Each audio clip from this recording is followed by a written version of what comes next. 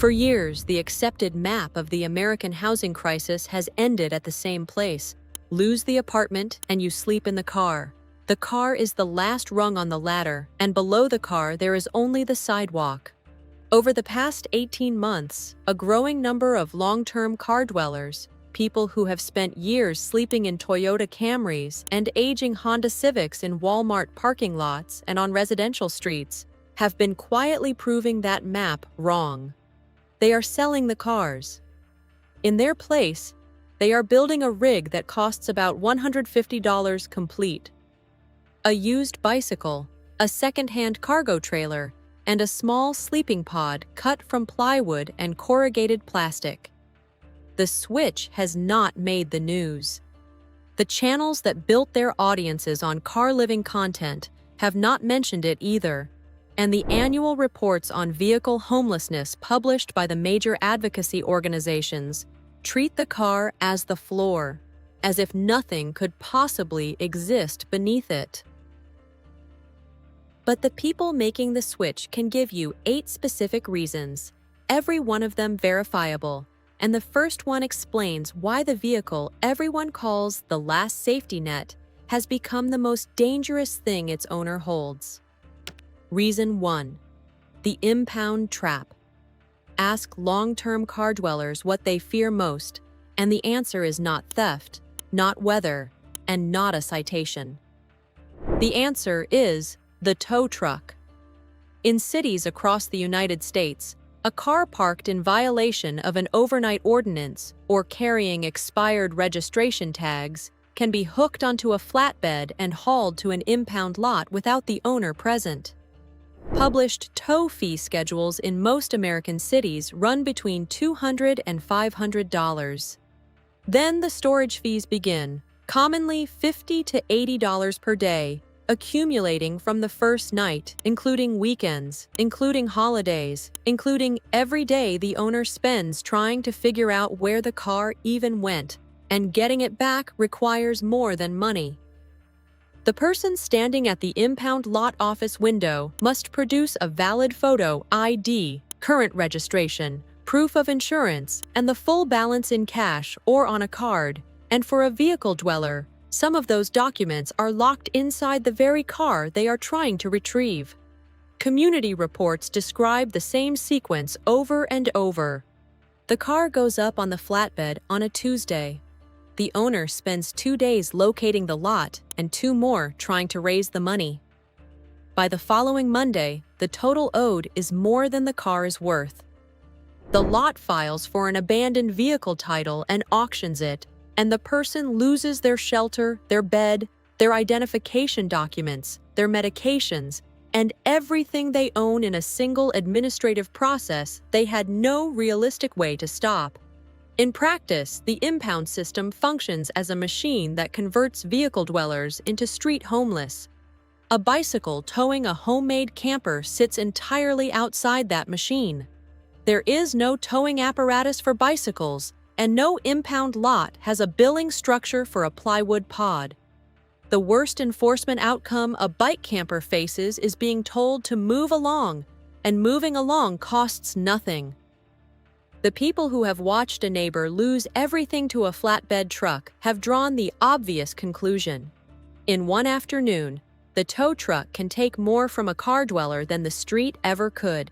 Reason 2. The end of insurance, registration, and licensing.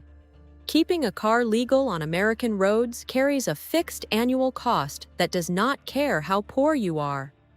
Liability insurance for an older driver on a tight budget starts around $500 to $800 per year, and it climbs after every lapse in coverage, which means the people least able to pay continuously are charged the most when they try to restart.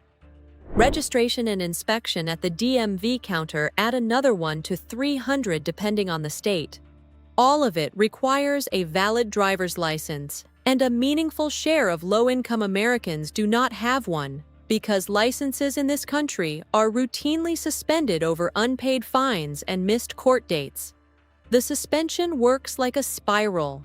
A person misses a payment on an old ticket, the license is suspended, They keep driving because the car is their home and their home has to move every night, and the next stop produces a driving while suspended charge, which carries its own fine, which they also cannot pay. Each turn of the spiral makes the next one more expensive. A car dweller who lets the insurance lapse or parks on expired tags is not saving money either, because expired tags are the single most common reason an officer approaches a parked car in the first place. A bicycle requires no insurance in any state, no registration in almost every American jurisdiction, and no license of any kind. For a person surviving on $1,200 a month, the switch removes somewhere between $800 and $1,500 of mandatory annual legal costs in one decision. That is 2 months of groceries. Just as important, it removes every legal hook that enforcement uses to start a conversation, and it stops the spiral cold because there is no license left to suspend. Reason 3, and this is the cost most car dwellers underestimate until they add it up at the end of the year. Fuel. People who live in cars do not drive like housed people. Municipal parking rules force constant movement in some cities every single night, and the mileage adds up in a pattern housed drivers never see. A few miles to the overnight spot, a few miles back to the day spot, a loop past the church that serves breakfast, a drive across town to the only shower that costs nothing. Then comes winter. Idling the engine in a gas station lot or a church parking lot for heat burns roughly a quarter to a half gallon per hour while going nowhere, and a cold January night in most of the country demands hours of it. Community estimates of real fuel spending for full-time car dwellers cluster between $1,200 and $2,500 per year at typical American gas prices, with the winter months alone accounting for a third of it. A bicycle's fuel cost is zero. Even the members of the community riding inexpensive second-hand electric bikes report charging costs of a few dollars a month, drawn from outlets at public libraries, laundromats, and church community rooms, the same buildings they already visited every day when they drove. When people sit down with a notebook and run the full year, insurance, registration, and fuel combined, the finding is consistent. The car they believed was their cheapest possible housing was consuming $2,000 to $4,000 a year just to remain legal and mobile. The $150 bike camper consumes almost nothing. If this video is useful so far, take 1 second and subscribe. This channel covers the real economics of survival housing every week, and the reasons ahead are the ones the community says matter most. Reason 4. This one is about a database most Americans do not know they are in. Over the past several years, cities including Los Angeles, San Diego, and Seattle have enacted vehicle habitation ordinances, overnight parking bans, and permit parking zones. Read the actual municipal code language and a pattern emerges. Nearly every one of those ordinances is written around motor vehicles, and enforcement runs on license plates. The old system was a chalk mark on a tire and an officer who might or might not come back. The new system is automated license plate readers mounted on patrol cars and parking enforcement vehicles. Cameras that photograph every plate on every street they pass and log the location, the date, and the time into a searchable database. A car that sleeps in the same 3 blocks shows up in that database as a pattern, and the pattern is what generates the 72-hour violation notices, the citations, and eventually the tow orders from Reason 1. The officer no longer needs to notice anything. The software notices for them. A bicycle has no plate. It does not exist inside the plate reader databases. It produces no pattern, and it cannot be cited under parking codes that define every violation in terms of a motor vehicle. The car dweller is a searchable, trackable, ticketable record inside an enforcement system built specifically to find them. The bike camper, for better or worse, is invisible to that entire system, not protected by it, simply outside it. And as those ordinances grow stricter every year, being outside the system has started to look safer than holding any status inside it. Reason 5 is the one experienced members of the community describe as the real safety discovery. Terrain. A car is confined to the places cars can go. Streets and parking lots, the exact locations where enforcement, complaints, and predators concentrate. A bicycle towing a narrow camper pod can leave the road system entirely. Rail trails, greenway networks, utility easements, the wooded margins of county parks, the overgrown ground behind retention ponds. Every American metro area contains a shadow network of green corridors that no car can enter, and the community has developed its own quiet craft for reading them. Riders scout in daylight, looking for the gap in the tree line 100 yards past where the joggers turn around, the flat ground behind a berm that cannot be seen from the trail, the spot that drains well when it rains. They arrive after dark and leave at first light, and a good site is used a few nights and then rested, never worn into a visible camp. Community reports consistently describe those places as quieter, safer, and dramatically less policed than any street or lot, for a reason that is almost mechanical. The physical distance from the road is itself the security system. Complaints come from neighbors, and there are no neighbors. Patrols follow pavement, and there is no pavement. Nobody breaks into a shelter they never see. The car-dwelling population spends every night visible to whoever drives past. The bike camper population has learned to spend every night where nobody drives past at all. Now, before the 6th reason, one honest note. The most useful half of this subject is too specific and too long for a video. Exact location methods, the income approaches that work at this level, and the step-by-step systems for benefits, replacement documents, and the housing programs that actually answer the phone.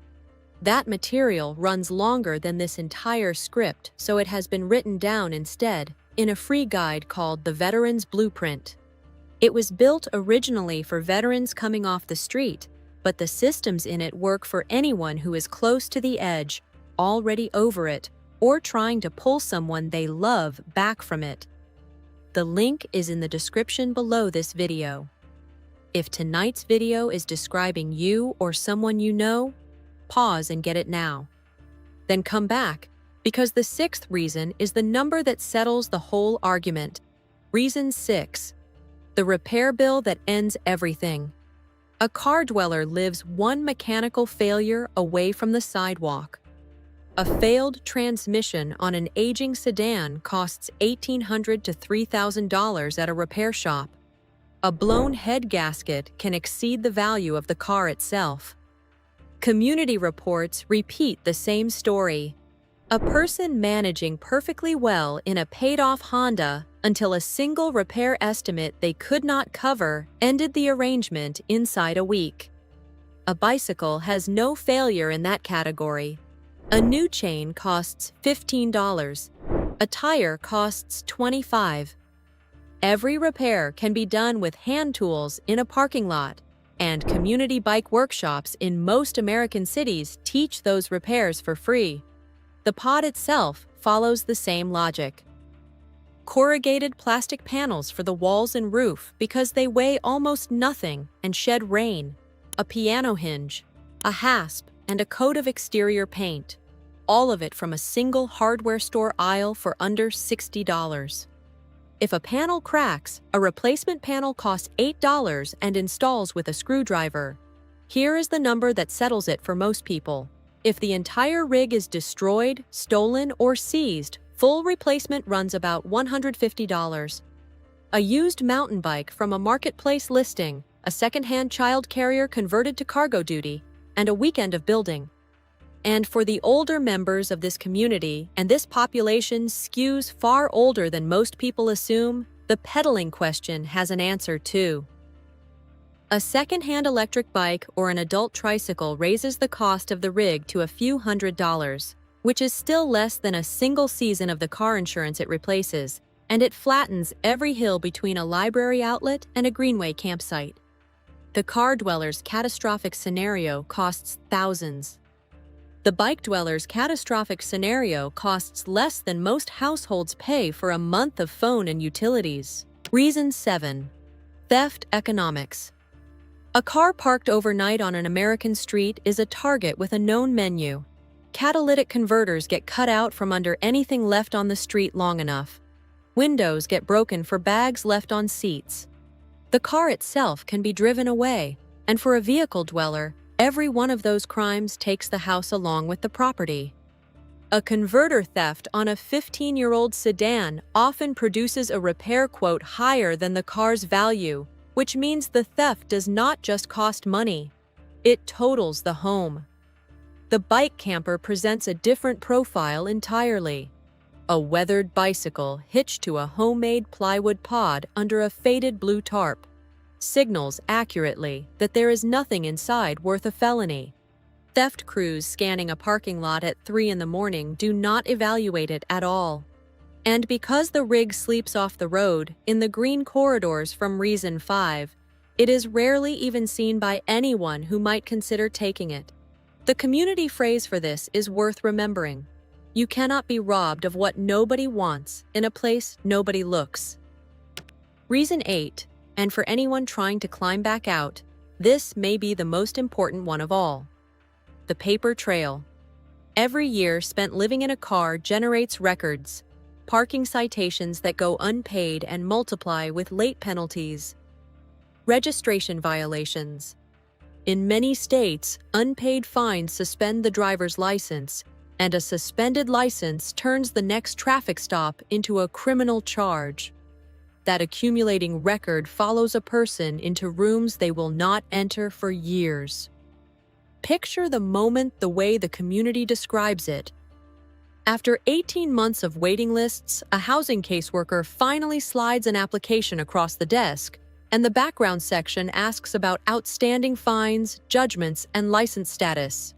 The honest answer is $4,000 of vehicle debt and a suspended license, and community reports describe applications stalling or dying right there, along with every warehouse and delivery job that requires clean driving. The route back was blocked not by the homelessness itself, but by the paperwork the homelessness had generated. The bicycle generates nothing. No citations, no fines, no suspensions, no record. A person who lives in a bike camper for a year comes out with exactly the legal history they went in with, and when the caseworker slides the application across the desk, the background section is empty. The community has learned to say it plainly. The car does not just cost money while you live in it, it can cost you the way out. Step back and look at what those 8 reasons add up to. Journalists, advocacy groups, and every channel that covers vehicle living repeat the same ladder. House, then RV, then van, then car, then the street, each step worse than the last. The population actually standing at the bottom has tested that ladder and found a rung nobody drew on the diagram. For a person with almost no income, the car bleeds $2,000 to $4,000 a year in mandatory costs, sits inside an enforcement database built to track it, can be seized and converted into debt in a single afternoon, and quietly builds the legal record that blocks the road back to housing. The $150 bike camper does none of those things. Nobody reports this because there is nothing to sell. No conversion company buys sponsorships for scrap plywood. No insurer writes a policy for a used bicycle. And no course industry can charge tuition for a shelter that costs less than the course. A rig assembled from marketplace parts generates advertising revenue for nobody, so no channel with sponsors will ever make this video, and the silence around the switch is itself part of the story. Set that against what this country chooses to fund. Stadium deals, corporate tax relief, and overseas commitments measured in tens of billions, while the federal housing budget reaches only a fraction of the veterans, retirees, and working poor sleeping in vehicles across the American West tonight. The bicycle pulling a plywood pod down a rail trail at dawn is not a triumph of ingenuity.